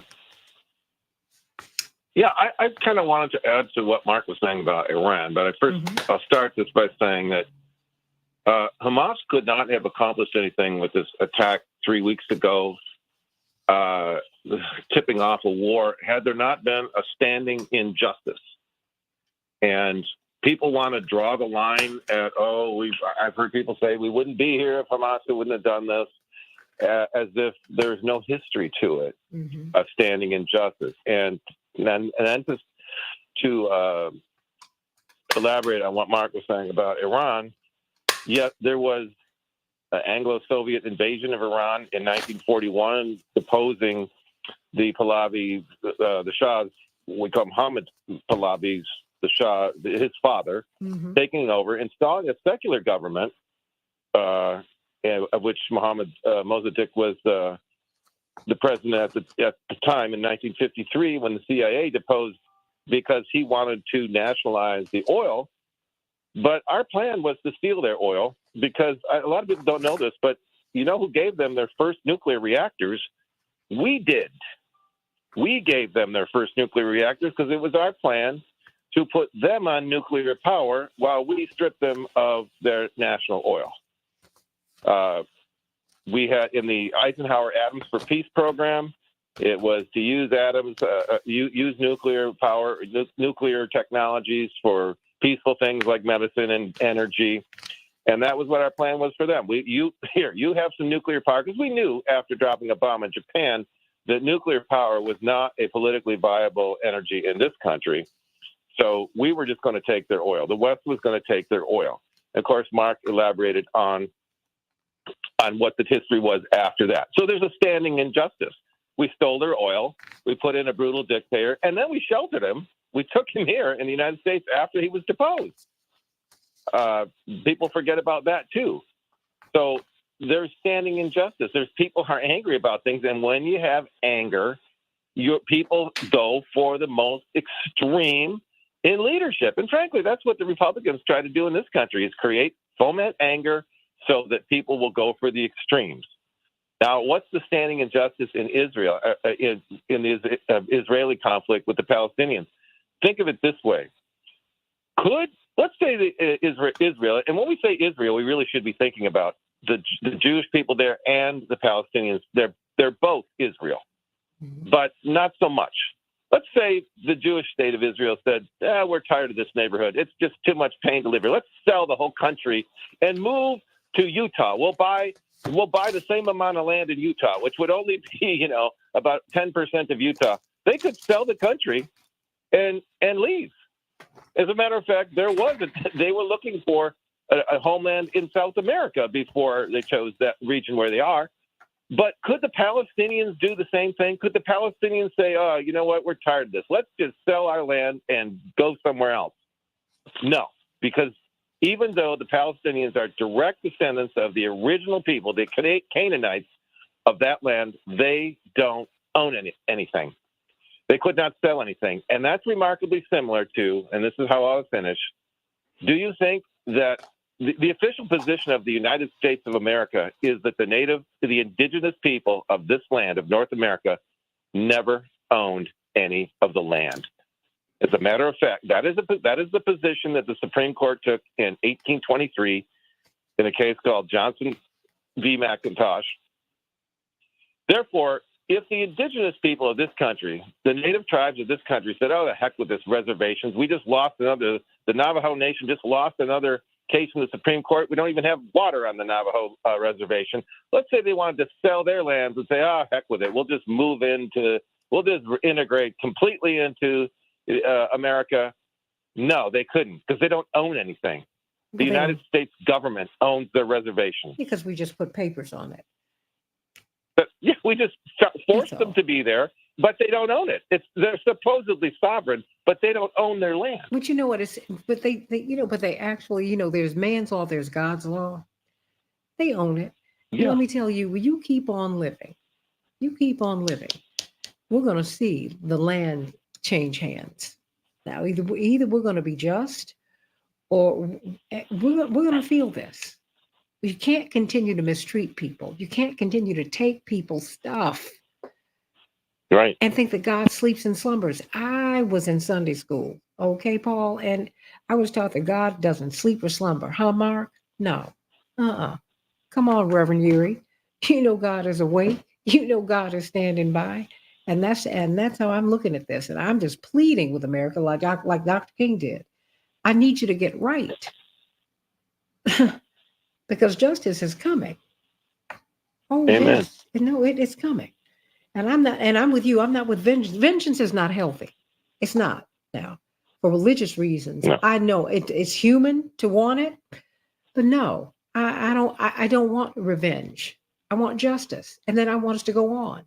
That's real. So I'm sending you much love and thank you so much for calling in today. Paul, it's always a joy. You get up so early in the morning, and I want to thank you just with all of my heart for all of your support since we've been on the air. I wish you were going to be at the party tomorrow. I wish I could be. I know he's like, what? I mean it. Sounds like fun. All right, sweetie. Let me go to Chris. Nice thank you, babe. Let me go to Chris from Wheaton. Chris, what's on your mind today? Good morning, Santita. Good morning, Chris. How are you? It's great hearing your voice. I know it's been a minute, but as always, I'm enjoying the discussion because you bring a perspective that is often not found in the media that we generally consume. So I thank you for that. And I just wanted to echo, the statement that, revenge is not a strategy. Revenge that ain't it. And we shouldn't be on that. But to be clear, the reason I was calling is that aside from America very much further damaging, I should say, its appearance on the world stage, there's no doubt what's going on in Gaza is an absolute humanitarian crisis and a tragedy. And, Israel's behavior is what it is. And the throwing around of the term anti-Semitism, it's so overused that it no longer carries weight, which I think is going to end up damaging the lives of Jewish people in America and across the diaspora. But the main reason I was calling was to point out that I would like to remind your listeners that in the lead up to September 11th in the United States, Osama bin Laden wrote his manifesto. And in that manifesto, he made clear that the reason they had beef with America was because we had military planes in the land of the two holy places, which is obviously Saudi Arabia, and the treatment of the Palestinian people under the control of Israel. And not to say that we should necessarily indulge the wishes and thoughts of an Osama bin Laden type character. However, these are the things that then build, and then we act like it came out of nowhere. So I think it's just very important that we keep in mind but there are people that are going to get killed, that have been killed, that are continuing to be killed, and this is bad. This is really bad, and it's going to be bad for years to come. And it's just a heavy time. And I wish our government would have the nerve to tell Israel, you guys got to stop. Well, this is too much. This is not it. And with a special friendship, that's what you do. Because we do have a special friendship. Exactly. And what you do is you say, hey, don't do this. I mean, and I think that Joe Biden, for his portion, because you got to give him credit for going to a war zone and talking to Netanyahu and the cabinet and saying, wait a minute, we made some mistakes in 9/11 and we're still paying for them. We don't even know the security threats that we've got to deal with. Chris, we don't know. And he said, we have made some mistakes. I don't want you to make the same mistakes. You physically don't have the protections that I have. And nuclear weapons, you will destroy yourself on the world stage if you use them, even tactically. There's no such thing as tactical use of nuclear weapons. There's no such thing. So, I want to thank you, Chris. Please be careful driving. Now, if you can, you need to get to Chicago to this party tomorrow. That's what I'm going to tell you. I wish I could. As a diabetic, like they get me near some doggone candy, it's going to be over. No. I would dive on that candy. I would not. I'm not going to let you have any candy. You're just going to dance with me. That's what you're going to do. You're just going to move and we're going to dance. It's going to be a ball. I know it's going to be a ball. All right, so you all have a great time, but I promise you I'm going to be out there one of them sooner than later. All right, sweetie. Love you, baby. Let me go to Anita from North Carolina. Thank you, babe. And be careful driving out there. Anita, what's on your mind, sweetie? Good morning, and thank you for all the hard efforts everyone's putting forward. Santita, do you think our hospitals could handle the casualties, of people coming here? No. I think they're tired from COVID. So this is a stupid decision on men's part for the whole world. We just got through COVID, and now you want to start all this crazy stuff. And the hospital workers, who's going to raise the money to pay them? It's not just the veterans.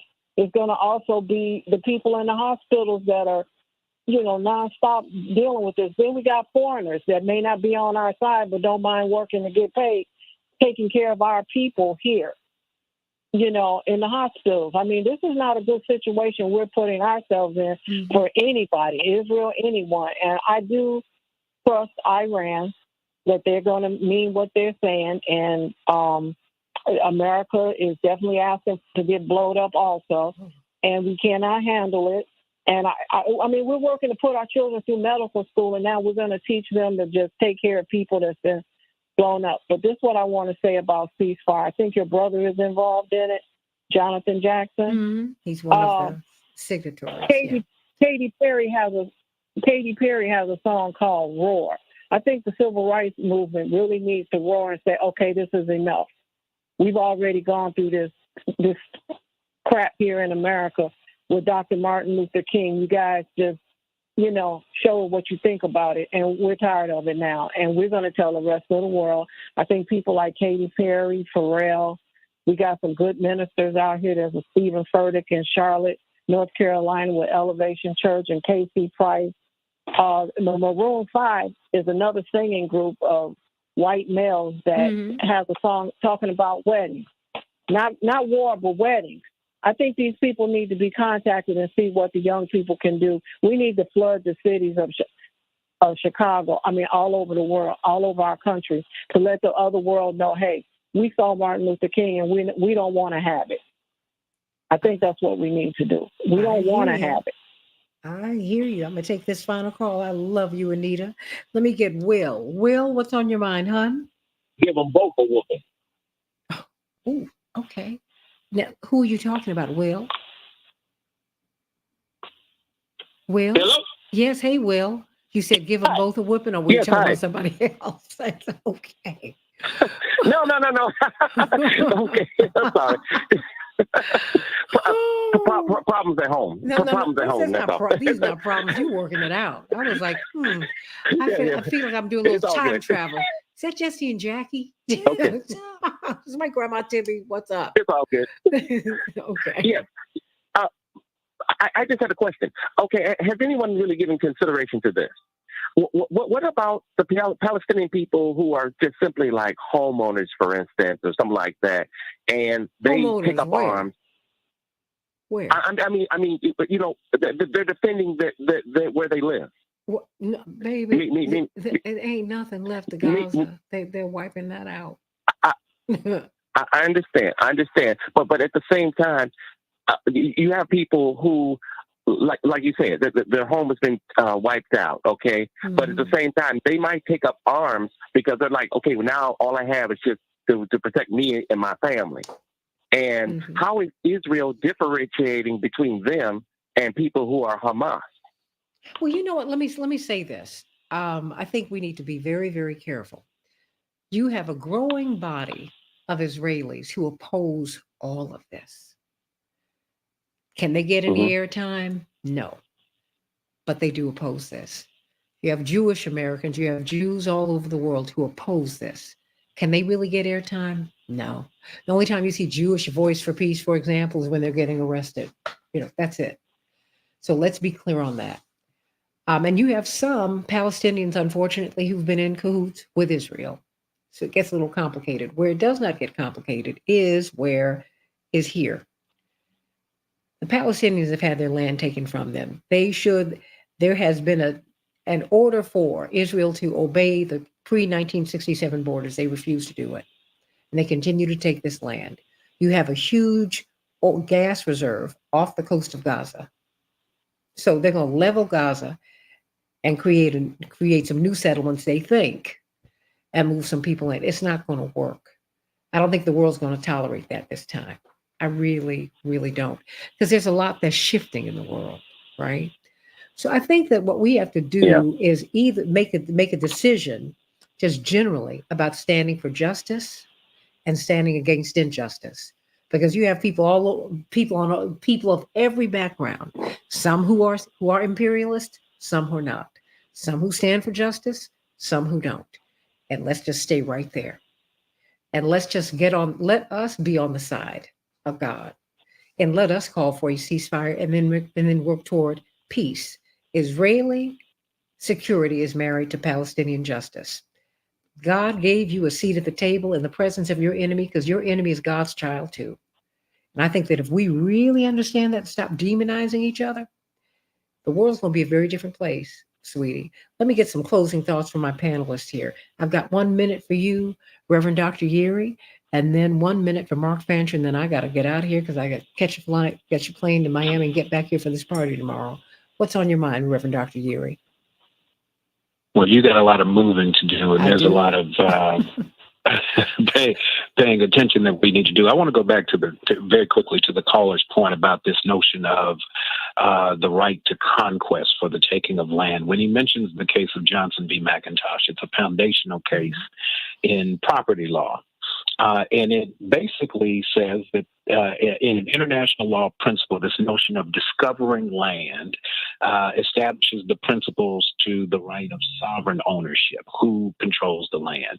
I think that's ultimately that same kind of principle of a land grab is really at the root here. There's not a lot of discussion about it, but it's something that we have to keep our eye on, that this is really mass displacement. It's not just retaliation and retribution. It is actually pretextual for, I think, a much deeper and possibly more sinister motive than what's being publicly discussed right now. So keep your eyes open. Keep your eyes open. All that gas, Chevron, is off the coast of Gaza. Mark Fancher, closing thought. Well, regardless of how one may feel about the government of the United States, I think during this period we all have a responsibility to be very careful when we use the word we. When we say we, those people of goodwill cannot associate themselves with what the government is saying, with its policies, and with its approach to these types of global conflicts. People underestimate the extent to which people around the world are able to make distinctions between the people of the United States and its government and its corporate powers. And, you know, it was demonstrated, I referenced earlier how the Iranians distinguished oppressed minorities from the government. Nicaragua's Sandinistas quickly and always recognized the struggles of people of color in the United States. Revolutions throughout the world, in South Africa and other places, they always made distinctions. And we have to ensure that they continue to do that, because as long as they understand that, then there's less likelihood that they're going to just take a full, all-out, a violent approach toward the country as a whole. They'll always be concerned about the people here. And the greatest danger is that people of color are used as the barometer for U.S. sentiment and U.S. policy. And how they treat us is the basis for how they see the country. And what the U.S. has done is very sinister. They placed a black woman, Linda Thomas Greenfield, at the United Nations as its ambassador. They've got Lloyd Austin, a black man, as the Secretary of Defense, and they're spouting all of this foolishness, all of this violent rhetoric. And so if people begin to look at us, particularly black people, as complicit with U.S. imperialism and aggression and war, then nobody is safe. We're all in danger. So we have to distinguish ourselves from U.S. imperialism. We are not in that mess, and we got to stay on God's side. Well, we shouldn't be, because, indeed, those hostages were released in Iran because of my mother. She was with Yasser Arafat in Lebanon, and he wanted the Ayatollah Khomeini wanted my mother to come over there, and he wanted to deliver all the hostages to her. President Carter said, "They will kill her, Reverend. This is a mess." My father told my mother, "You've got to come home." Boom. So the compromise was to release the black people and the women and the children. Wow. But since that time, you've had Condoleezza Rice, you've had Colin Powell, you've had a black president who carry out an imperial agenda. And now we're viewed a little bit differently, Mark, around the world. To your point, gotta watch that. But we have to decide which side we're going to be on. We're going to be on God's side or man's side. I love everybody. Can't wait to be with you tomorrow at 9:30 50th Street, 2 to 7. Costumes required. Donations desired at the Halloween party. Can't wait to be with you. And then on Keep Up Alive on Sunday. Love you, everybody. God bless.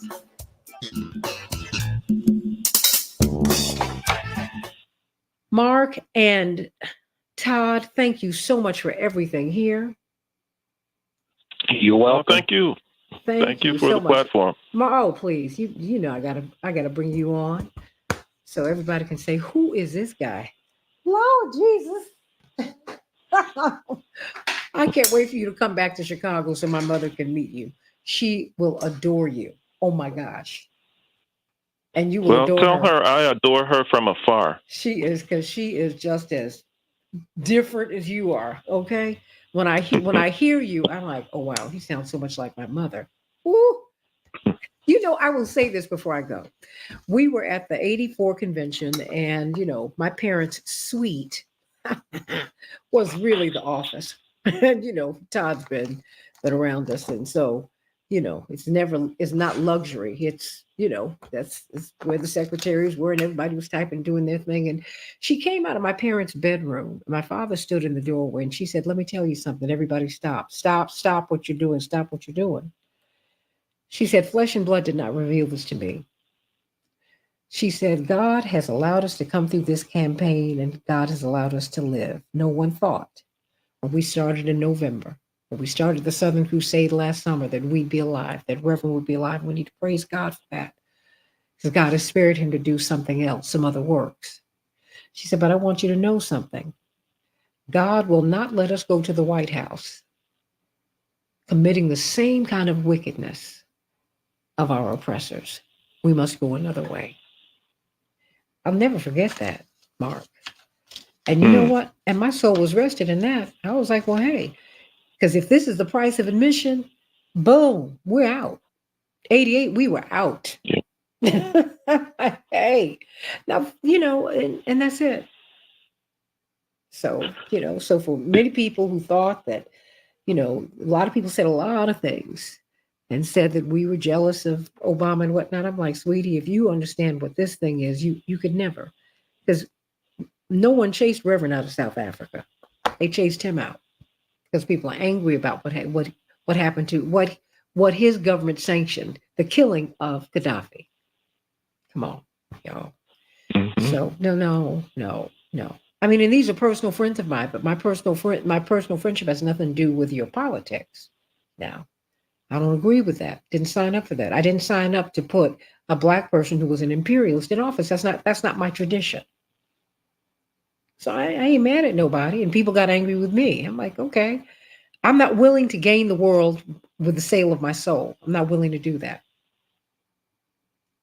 Now, I'm not an imperialist. I believe in fairness. And I want to be on God's side. And if God just gets next to my ear or just whispers in my presence that, my child, you did what I wanted you to do, that's enough for me for all of eternity. That's it. That's it. So I love you. And Mark, thank you for holding on to God and continuing to remind us about God every single day, putting that at the center of your life and letting policy and everything you do emanate from that. Thank you for the same, Reverend Dr. Todd Geary. Henry, thank you for a great show. I love you, everybody. Thank you all for joining in. We're watching the Santita Jackson Show grow, and I'm so grateful for that. Everybody like and share the show. Like and share, like and share, like and share.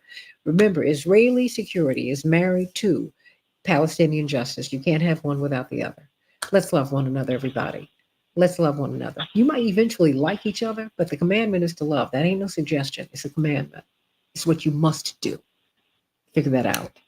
Okay? Pics from the party. Yeah, you will have them. I'm really going to take pictures of my mother because she's come up with a crazy outfit. I saw her shoes yesterday. So there we go. Love y'all. God bless you. Have a good one. Bye-bye. Yeah.